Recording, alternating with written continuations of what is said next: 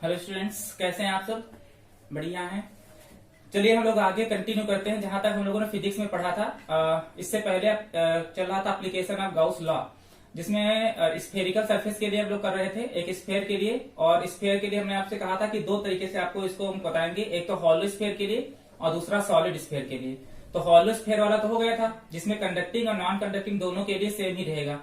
एक चीज उसमें हमको ये निकल करके आई थी कि जो हमारे पास जो कंडक्टिंग बॉडी जो होती है, जो हॉलो स्फेयर होता है, तो हॉलो स्फेयर का जो हॉलो स्फेयर में जो चार्ज होता है वो ओवर द सरफेस डिस्ट्रीब्यूट होता है, मतलब सरफेस के ऊपर रहता है। लेकिन अगर वही चीज सॉलिड हुई, अगर एक चीज समझ लीजिएगा, अगर नॉर्मल जैसे आपके पास में एक स्फेयर ऐसे है कुछ, और ये हॉलो स्फेयर है, मतलब अंदर कुछ नहीं इसके, तो जो चार्ज डिस्ट्रीब्यूट होता है वो हमेशा सरफेस के ऊपर होता है। ये चीज हमने देखा था कि चार्ज हमेशा सरफेस पे डिस्ट्रीब्यूट होता है, ये चीज।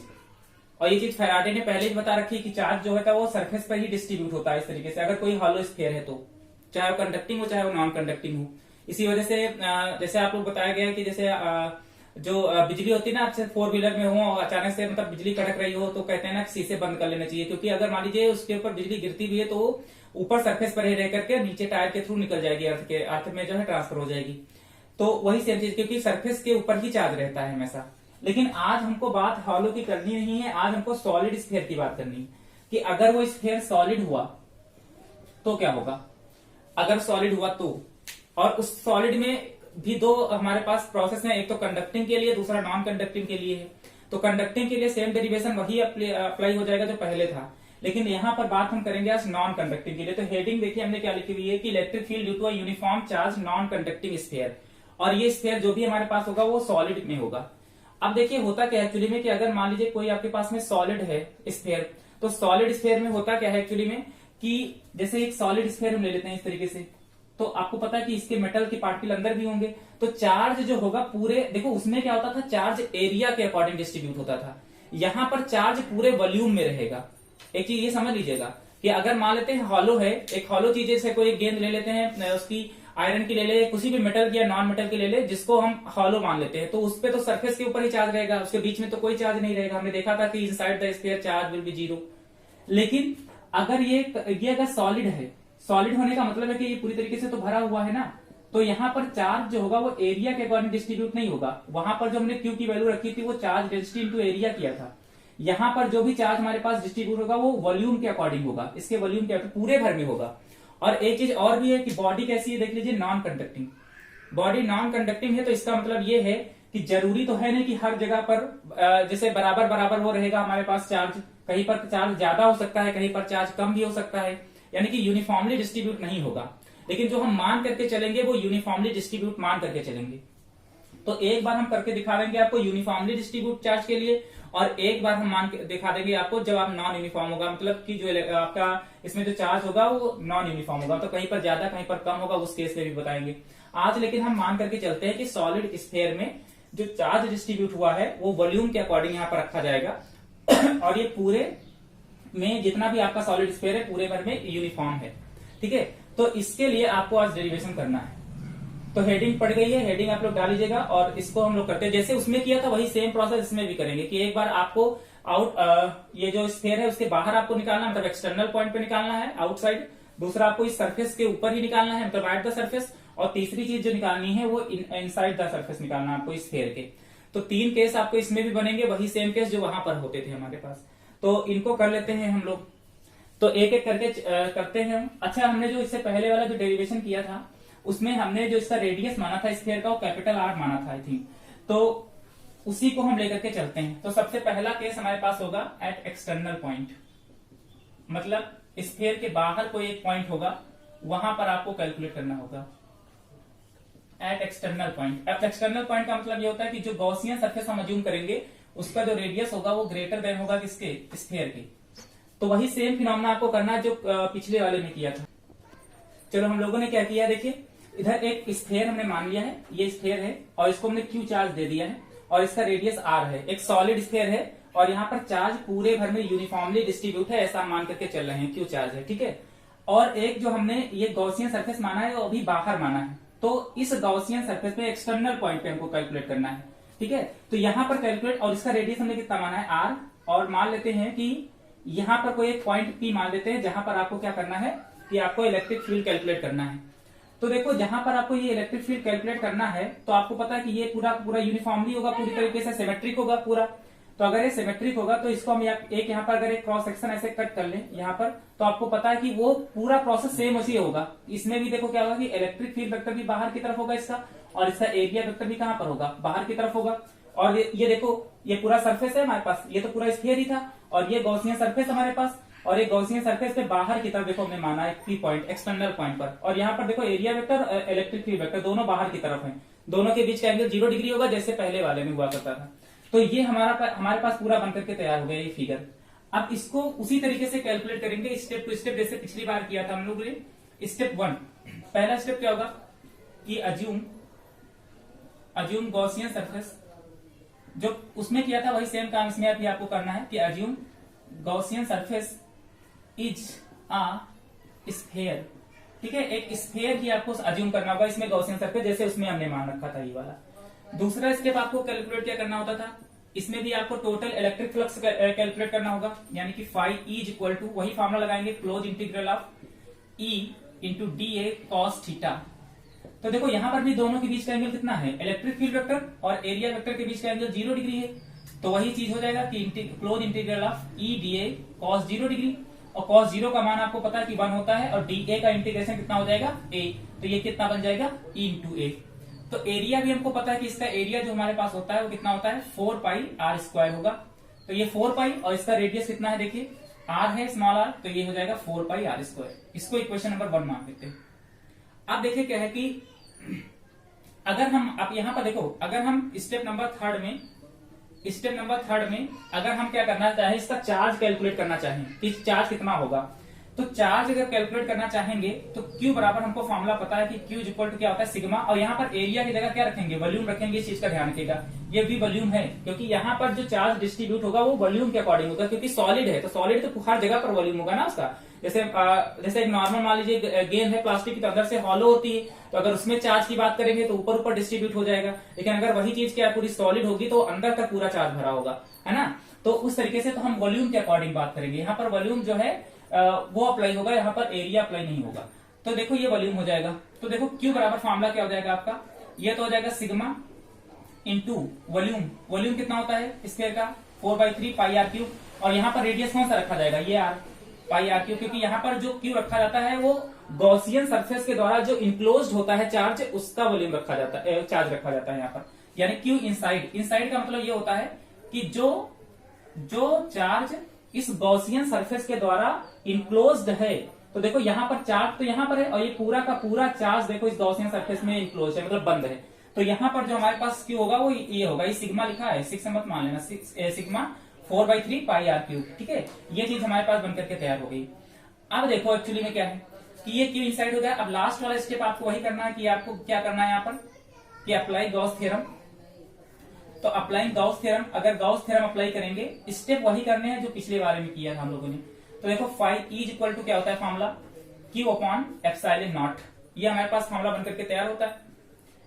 अब देखो ये Q और ये Q इनसाइड होता है यहाँ पर, ये चीज ध्यान रखिएगा, Q inside upon epsilon naught. अब अगर हम इक्वेशन 1 को और इक्वेशन 2 को कंपेयर करें, इक्वेशन 1 एंड इक्वेशन 2 अगर दोनों को कंपेयर कर ले, तो देखो क्या हो जाएगा, ये E into 4 pi r square is equal to Q upon epsilon naught यहाँ पर। तो हम इसको E इक्वल टू क्या ले सकते हैं कि 1 अपॉन 4 पाई, ये नीचे चला आएगा, देखो ये एप्सिलॉन नॉट है आर स्क्वायर, या 4 पाई एप्सिलॉन नॉट एक साथ में लिखो, 1 upon 4 pi epsilon naught Q upon r square. अच्छा क्या देखो ये वही वाला फॉर्मूला निकल करके आया है जो इससे पहले वाले में कैलकुलेट किया था, मतलब एक्सटर्नल पॉइंट पर इसके इलेक्ट्रिक फील्ड पे कोई फर्क नहीं पड़ेगा, चाहे तो वो नॉन कंडक्टिंग स्फीयर हो, चाहे वो सॉलिड हो, चाहे वो हॉलो हो, वो E बराबर 1/4 pi epsilon naught Q upon r square ही आएगा।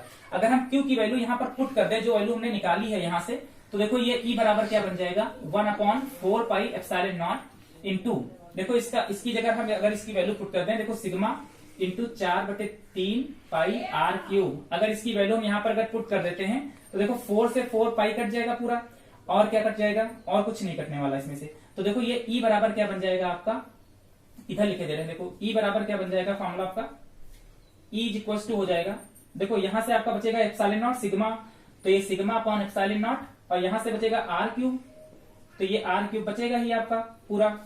ठीक है, और इसके अलावा आपका क्या बचेगा, ये 3 एप्सिलॉन नॉट नीचे लिख लीजिए या यहीं पर हम लिख लेते हैं इधर की तरफ, ये 3 हो जाएगा, 3 एप्सिलॉन नॉट हो जाएगा क्योंकि 3 तो बचेगा ही ना।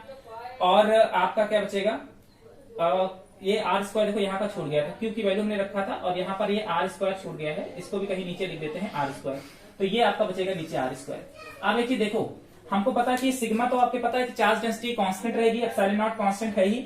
अच्छा ये जो हमने स्फीयर माना, इसके रेडियस पे तो कोई फर्क पड़ने वाला है नहीं। हम घटा बढ़ा किसको सकते हैं, गॉसियन सरफेस को, हो सकता है इस आर की वैल्यू को तो हम घटा बढ़ा सकते हैं, बाहर कितना भी बड़ा मान सकते हैं, कितना भी छोटा मान सकते हैं, तो आर की वैल्यू को हम घटा बढ़ा सकते हैं, यानी कि ई इनवर्सली प्रोपोर्शनल टू 1/r², यानी कि जो इलेक्ट्रिक फील्ड की वैल्यू होगी वो आर स्क्वायर के क्या होगी, इनवर्सली प्रोपोर्शनल होगी। और यही सेम चीज वहां पर भी कैलकुलेट हुई थी कि अगर आप आर की वैल्यू को बढ़ाते चले जाएंगे तो इलेक्ट्रिक फील्ड की वैल्यू ऑटोमेटिक क्या होती चली जाएगी, कम होती चली जाएगी। ये चीज वहां कैलकुलेट हुई थी एक्सटर्नल पॉइंट पे, वही सेम फिनोमेना यहाँ पर भी आया है। ठीक है, तो ये चीज आपको समझ में आ गई होगी आई थिंक। वही सेम काम किया है कि ये सॉलिड स्फीयर था, तो बस इतना ध्यान रखिएगा कि यहाँ पर एरिया के अकॉर्डिंग चार्ज डिस्ट्रीब्यूट नहीं होगा, यहाँ पर वॉल्यूम के अकॉर्डिंग चार्ज डिस्ट्रीब्यूट होगा। और हमने यहाँ पर जो चार्ज डिस्ट्रीब्यूशन मान के चले हैं वो यूनिफॉर्मली मान करके चले, मतलब हर एक जगह पर एक जैसा होता है। और इसमें अभी हम पहले क्या कर रहे हैं कि एक्सटर्नल पॉइंट पे कैलकुलेट कर रहे हैं, तो एक्सटर्नल पॉइंट पे जब कैलकुलेट करेंगे तो हमने क्या किया, गॉसियन सरफेस बाहर माना है, और इस केस में पूरा का पूरा चार्ज जो है वो अंदर इंक्लोज्ड है इसके। तो ये तो आपको पता है कि गॉसियन सरफेस तो स्क्वायर हो गया हमारे पास, ये भी आपको निकालना पता है कि कैसे कैलकुलेट किया जाता था। ठीक है, दोनों के बीच का एंगल 0 डिग्री होगा। अब यहाँ पर जो चार्ज हम कैलकुलेट करेंगे वो इनसाइड कैलकुलेट करेंगे, charge enclosed by the Gaussian surface. तो पूरा का पूरा चार्ज देखो इसके अकॉर्डिंग इनक्लोज है, तो क्योंकि ये सॉलिड स्फीयर था तो यहाँ पर एरिया की जगह हमने वॉल्यूम पुट कर दिया है। उसके बाद लास्ट स्टेप आपको वही गॉस थ्योरम अप्लाई करनी होगी, तो phi equal to Q inside upon epsilon naught. तो देखो अगर हम पहली इक्वेशन को दूसरी इक्वेशन को कंपेयर करें तो ये फॉर्मूला वही निकल करके आएगा जो पहले वाले स्फीयर में कैलकुलेट हुआ था। मतलब यहाँ पर अगर ये फॉर्मूला जब कैलकुलेट होगा, इसका मतलब हम देखो ये चार्ज पूरे में डिस्ट्रीब्यूट है, लेकिन अगर हम बाहर खड़े होकर के देखते हैं, इस चीज को ध्यान रखिएगा कि seen outside of the sphere, outside of the sphere, ये फॉर्मूला बड़ा ध्यान रखिएगा, ये इसके लिए है कि जब आप बाहर खड़े होकर के इसको देखेंगे तो आपको नजर आएगा कि जो चार्ज है वो कहाँ कॉन्सेंट्रेट है, सेंटर पर कॉन्सेंट्रेट है। वही सेम फिनोमेना कि देखो अगर यहाँ से देखो ये हमारे पास है, ये रेडियस ए भी तो आ रही होगा ना हर जगह पर, तो देखो यहाँ से और यहाँ के बीच की डिस्टेंस याद होती है, तो इसका मतलब ये चार्ज कहां पर हमको नजर आएगा, सेंटर पे नजर आएगा। ठीक है, यहाँ पर चार्ज सेंटर पर है, तभी तो पी पॉइंट पर हमको निकालना है इलेक्ट्रिक फील्ड। तो ये चीज हमारे पास निकल करके आ जाएगा, E equal to 1/4πε0 Q upon r²। Same formula वही जो पिछले वाले में कैलकुलेट किया गया था। ठीक है, अगर हम Q की वैल्यू यहाँ पर पुट कर दें 4/3πr होगा, ये r², तो जो कटने पिटने वाला था कट जाएगा, उसके बाद ये फॉर्मूला डिराइव हो जाएगा, क्योंकि ये सब चीजें कांस्टेंट है, तो E इनवर्सली प्रोपोर्शनल टू रहेगा 1/r² के। मतलब कहने का ये है कि ये सेम फॉर्मूला वही निकल करके आएगा जो इससे पहले वाले में कैलकुलेट होता हॉलो के लिए। तो ये था एक्सटर्नल पॉइंट पर। अब उसके बाद हम बात करेंगे कि एट द सरफेस, एक बार सरफेस पे बात करेंगे, एक बार इनसाइड की बात करेंगे। तो समझने लायक आपको केवल इनसाइड वाला ही है, बाकी तो दोनों के लिए सेम ही रहेगा। ठीक है, तो आपको ये समझ में आ गया होगा। आप लोग इसका स्क्रीनशॉट ले लीजिए, उसके बाद हम आगे बात करते हैं। इसका स्क्रीनशॉट ले लीजिए आपको। चलो अब हम लोग क्या करते हैं ना कि एट द सरफेस देख लेते हैं। तो फॉर्मूला क्या निकल करके आया था आउटसाइड की E equal to 1/4πε0 Q upon r², main यही था। ठीक है, ये निकाला था हमने। अब हमको बात करनी की एट द सरफेस। अब एट द सरफेस का मतलब क्या हो गया, एट द सरफेस का मतलब हो गया कि अगर ये स्फीयर है, वही स्फीयर और ये चार्ज यूनिफॉर्मली डिस्ट्रीब्यूट है पूरे में वॉल्यूम के अकॉर्डिंग, और इसका रेडियस कितना माना है, कैपिटल आर। आपकी बात गॉसियन सरफेस माना है वो कहां पर है, सरफेस पर ही। इसके देखो सरफेस पर ही, मतलब स्मॉल आर और कैपिटल आर दोनों क्या होंगे इस केस में, बराबर बराबर होंगे।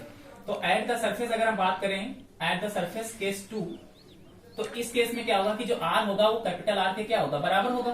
तो इसके लिए तो इलेक्ट्रिक फील्ड सीधे सीधे यही हो जाएगा कि 1/4πε0 और ये Q, और यहाँ पर R की जगह क्या लिख देंगे, कैपिटल R लिख देंगे, बस काम खत्म। अगर हम Q की वैल्यू यहाँ पर पुट करना चाहें, अगर हम Q की वैल्यू पुट करना चाहें तो कितना हो जाएगा, देखो 1/4πε0, और Q की वैल्यू भी हमने देखा था कि 4/3πr3 ये हो जाएगा आपका, और इंटू चार्ज डेंसिटी सिग्मा, और डिवाइडेड बाई ये r² हो जाएगा। देखो एक से ये कट जाएगा, तो ये देखो E बराबर कितना आ जाएगा आपका, देखो यहाँ से आपका r² से ये पूरा कट जाएगा, 4/3 से ये पूरा कट जाएगा, तो देखो यहाँ से आपका कितना बचेगा, सिग्मा बचेगा, नीचे से 3ε0 बचेगा ये, और इंटू 1/r, ये ऊपर एक r बचेगा यहाँ पर। यानी कि हम सीधे सीधे इसको लिखना चाहें तो सिग्मा r/3ε0। ठीक है, ये आपका फॉर्मूला बनके तैयार हो जाएगा। तो ये तो एट द सरफेस है, ये तो आपको सिंपल है, समझ में आ ही गया होगा कि ये आर की जगह बस आर से आप इसको क्या कर दीजिए, बदल दीजिए बस। ठीक है, जहां पर आर स्मॉल आर रखे थे वहां पर कैपिटल आर, क्योंकि इस केस में दोनों क्या होंगे, बराबर होंगे जब एट द सरफेस की बात करेंगे।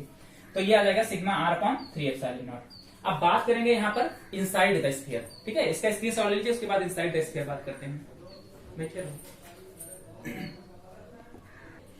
चलिए अब इनसाइड द बात कर लेते हैं कि इनसाइड द स्फीयर क्या होगा। लास्ट है, देखो ये हमने क्या करा है, एक स्फीयर माना है जिसका रेडियस वही कैपिटल आर, और अब की बार गॉसियन सरफेस हमने अंदर माना है, देखो इसके अंदर।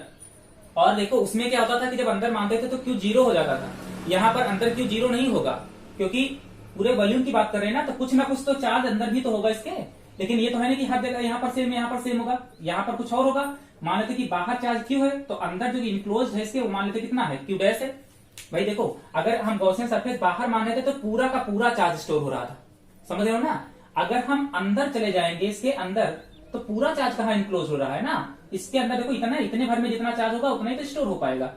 अभी जैसे मान लीजिए हमको कहीं पर क्या करना है, कब्जा करना है, तो अगर बाहर से बैठेंगे तो पूरे पे कब्जा कर लेंगे, अंदर जाएंगे तो जितना हमारे अंदर में आएगा उतने पे तो कब्जा कर पाएंगे।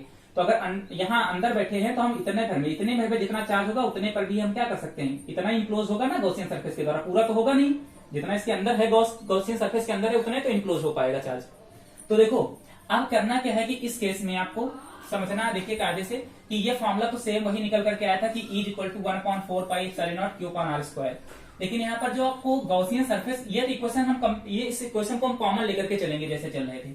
अब देखो जरा कि यहाँ पर जो हमारा फॉर्मूला बनेगा वो E इक्वल टू क्या हो जाएगा, 1/4 पाई एप्सिलॉन नॉट। Q की जगह हम क्या रख लेंगे, Q डैश रख लेंगे, Q की जगह क्या रखेंगे, Q डैश रखेंगे, और अपॉन में तो R स्क्वायर होगा। फॉर्मूला वही बनेगा, बस चार्ज बदल जाएगा, Q डैश हो जाएगा। यहाँ पर मान लेते हैं कि यहाँ पर जो चार्ज इनक्लोज्ड है गॉसियन सरफेस के द्वारा वो कितना है, Q डैश है।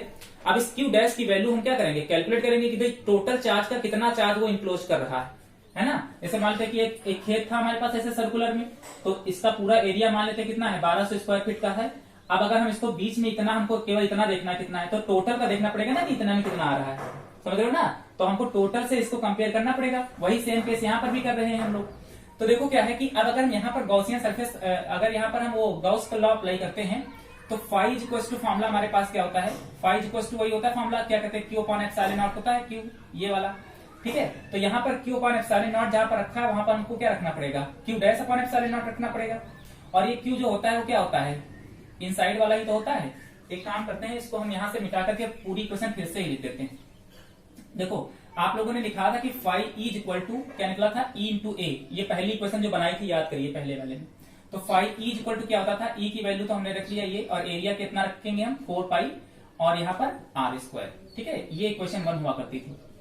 अब हम जब गॉस यहाँ पर जब चार्ज कैलकुलेट करेंगे, तो पहली इक्वेशन जो है वो यही है, phi E equal to E into 4 pi R square. ये पहली इक्वेशन हमारे पास बन करके जो हम बनाई थी इससे पहले, हम दोबारा से लिखा है वही इक्वेशन है जो पहली बनाई थी एक्सटर्नल पॉइंट वाले में।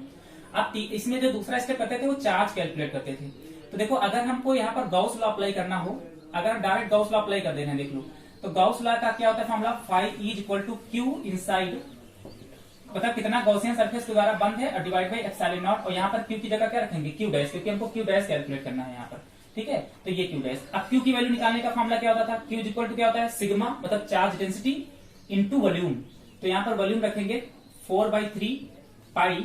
अच्छा देखो इसके अंदर जितना वॉल्यूम इनक्लोज होगा उसका रेडियस कितना है, देखो R। तो यहाँ पर कैपिटल R नहीं रखेंगे, जितना इनक्लोज होगा, तो इनक्लोज कितना है R, तो यहाँ पर कितना रखेंगे 4/3 पाई R क्यूब, और डिवाइडेड में कितना हो जाएगा एप्सिलॉन नॉट। इसको इक्वेशन नंबर क्या मान लेते हैं 2, ठीक है। तो आप देखो दोनों इक्वेशन को कंपेयर करेंगे, जैसे उसमें कंपेयर करते थे वैसे इसमें भी कंपेयर करेंगे। तो देखो ये कितना हो जाएगा, E इंटू का 4 pi R square is equal to, ये आपका हो गया यहां से, और यहां से देखो कितना आ जाएगा, सिग्मा इंटू 4/3 पाई R क्यूब, और डिवाइडेड बाई एप्सिलॉन नॉट। अब देखो यहाँ से 4 पाई R स्क्वायर से ये 4 पाई और एक R यहाँ से कैंसिल हो जाएगा, तो ये E बराबर कितना आपका बन जाएगा, देखो सिग्मा अपॉन 3 एप्सिलॉन नॉट, और यहाँ से एक R आपका ये बचेगा, ठीक है। तो ये आपका बन जाएगा देखो E equal to sigma R upon 3 epsilon naught. अब देखो जरा, अब देखो sigma constant, 3 constant, epsilon naught constant, तो यहाँ पर क्या बनकर तैयार होगा कि E is directly proportional to R। ये देखो बड़ा इंपॉर्टेंट चीज है। अभी इससे पहले वाले में एक्सटर्नल पॉइंट पे क्या निकला था कि E is inversely proportional to 1/r square, और यहाँ पर क्या निकला कि E is directly proportional to R। मतलब अगर आप R की वैल्यू बढ़ाते जाएंगे तो इलेक्ट्रिक फील्ड बढ़ेगा। इसका क्या मतलब है, अब इसका क्या मतलब है, बड़ा ध्यान से समझिएगा। पहली बात तो देखो, इसको हम फिर से समझा दे रहे हैं कि गॉसियन सरफेस की जब अंदर की बात करेंगे, देखो गॉसियन सरफेस यहां पर माना है, तो इसके अंदर जितना चार्ज इंक्लोज होगा उतना चार्ज आपको यहाँ पर कैलकुलेट करना पड़ेगा। अब इसके अंदर कितना कैलकुलेट होगा, क्यों ऐसे मान लेते हैं ये, तो हमको ये इक्वेशन तो पहले से पता है कि ये इक्वेशन तो वही रहेगी जो पहले वाली बनी थी। अब बात आती है यहाँ पर, तो यहाँ पर जब गॉस लॉ हम अप्लाई करेंगे तो Q inside upon epsilon not रखते हैं और यहाँ पर क्यू डैश रखेंगे, जितना इसके इंक्लोज है, अंदर इंक्लोज है। तो आपको पता है कि क्यू बराबर क्या होता है, सिग्मा इंटू ए। चार्ज बराबर क्या होता है, फॉर्मूला सिग्मा इंटू ए। स्टेप थर्ड यही तो होता था। तो सिग्मा चार्ज डेंसिटी और एरिया की जगह यहाँ पर आपको क्या रखना होगा, वॉल्यूम रखना होगा। तो volume enclose by the Gaussian surface, कितना वॉल्यूम जो है गॉसियन सरफेस के द्वारा बंधा है, तो देखो वो कितना हो जाएगा, 4/3 पाई, और इसका रेडियस कितना है अंदर का, r3।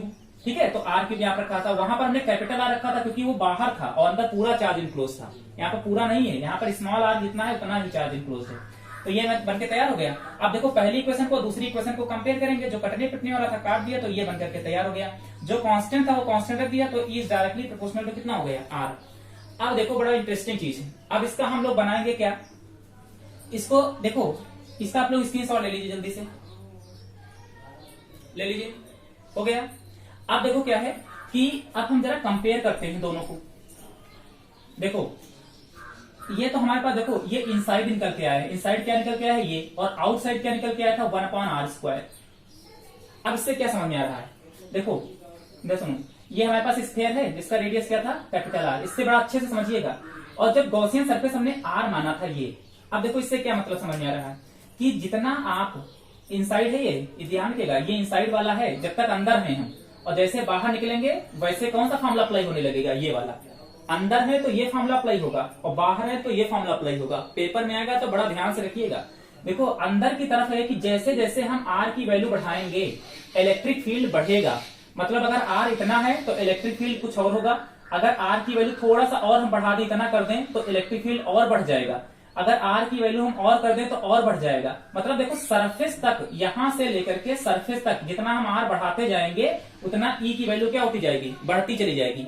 लेकिन जैसे आप सरफेस पे पहुंचेंगे, क्योंकि एट द सरफेस भी तो यही होता था ना, और ये आर देखो आर के बराबर होता था, लेकिन जैसे आप इसके बाहर निकलेंगे वैसे ये वाला फिनोमेना चालू होने लगेगा, आउटसाइड वाला। मतलब आर की वैल्यू अगर बढ़ाते चले जाएंगे तो इलेक्ट्रिक फील्ड क्या होता चला जाएगा, कम होता चला जाएगा। समझ में आया कि अगर इनसाइड की बात करेंगे तो जब तक आप अंदर रहेंगे और आर की वैल्यू बढ़ाते जाएंगे तब तक इलेक्ट्रिक आउटसाइड होंगे, वैसे आप उल्टा होने लगेगा कि इलेक्ट्रिक फील्ड घटने लगेगा आर बढ़ने के साथ साथ में।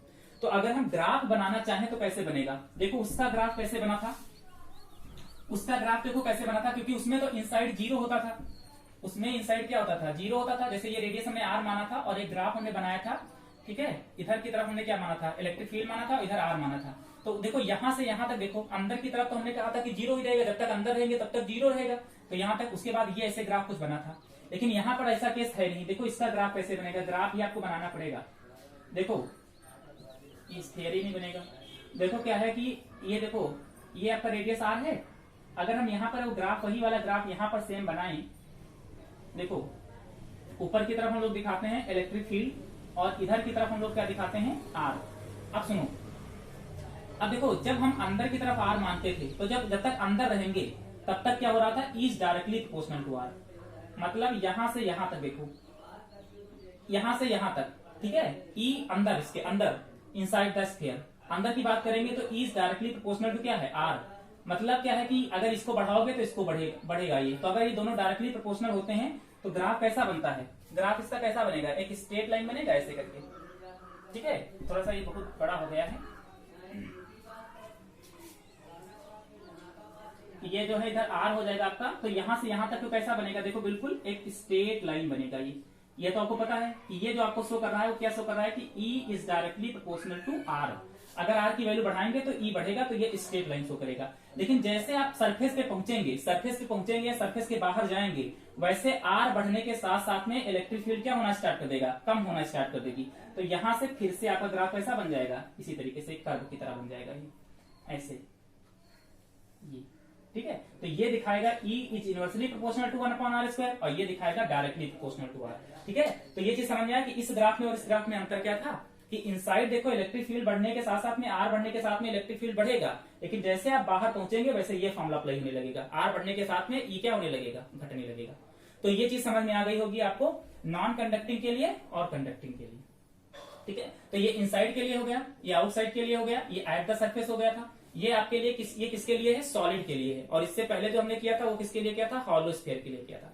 ठीक है, तो ये ग्राफ आपको समझ में आ गया होगा आई थिंक। जैसे आपने इधर बनाया है, अगर आप बनाना चाहते हैं तो वही सेम चीज आप इधर भी बना सकते हैं। आर अगर इधर भी बनाएंगे तो देखो यहां से यहां तक जो आपका रहेगा, यहां से यहां तक आपका जो रहेगा वो कैसा रहेगा? देखो ये एक स्ट्रेट लाइन रहेगी और उसके बाद यहाँ के बाद आपको ये घटना स्टार्ट कर देगा। तो ये आपको दिखाएगा E is directly proportional to r और ये दिखाएगा E is inversely proportional to 1/r। ये आउटसाइड की बात कर रहे हैं और ये इनसाइड की बात कर रहे हैं। तो ये ग्राफ कुछ ऐसे बनेगा आपका। ठीक है, चलिए बाकी का अभी आपको इसमें आपको बताना है कि जो सॉलिड स्फीयर होगा, अगर मान लेते यूनिफॉर्मली डिस्ट्रीब्यूट ना हो चार्ज, तो उस केस में क्या होगा इसका हम डिस्कशन कल करेंगे। आज के लेक्चर में बस आपको अगर इसमें कोई दिक्कत आती है तो हमसे पूछ लीजिएगा। ओके, चलिए ठीक है, बाय।